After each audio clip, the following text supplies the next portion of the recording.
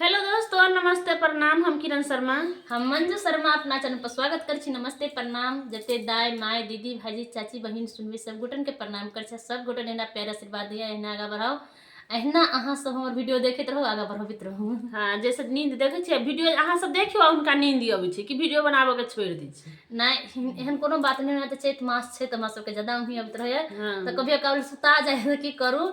अब बहुत दर्द भरा बेटी विवाह हम सब गावा जा रहल छी, अहाँ सब जरूर सुनबे, जरूर कमेंट करबे गीत केहन लागल। बहुत प्यारा सब गीत है, अहाँ सब फुल वॉच करके पूरा गीत सुनबे तबे समझ में आयत गीत। तब ना अहाँ सब फुल वॉच करके सुनबे त इनका ज्यादा नींद आती। खुशी के मारे में नींद में झूमल थी काजल खान से। काजल खान हमेशा नींदे में बोआइत रहे। कोनो बात नहीं है, बहुत दर्द भरा बेटी विवाह गीत है, सब जरूर सुनबे। बेटी जिनका घर रहे छे तो उनका तो पता जरूर रहे छे कि बेटी की चीज छे। जिनका बेटी नहीं रहे छे उनका कोई मतलब नहीं रहे छे। ये कोनो बात नहीं है, ए बात में पंचायत बैठ जाती। नहीं, जिनका घर बेटी रहे छे उनका आप सोच, दूसरों के बेटी अभी छी तो हुआ तो उनका दर्द रहे छे कि अपन बेटी के ना रखने छे तो बेटी के स्वागत कर महीना का। ये बात सही छे कि गलत छे, अहाँ सब कमेंट करके जरूर बताएं कि जिनका बेटी नहीं रहे छे उनका माया रहे छे कि नहीं। नहीं, उनका ते माया नहीं, जिनका बेटी रहे छे उनका जते माया नहीं रहे छे। उनका बहुत प्यारा सा गीत गावा जा रहल छे, सब जरूर सुनना, जरूर कमेंट कर।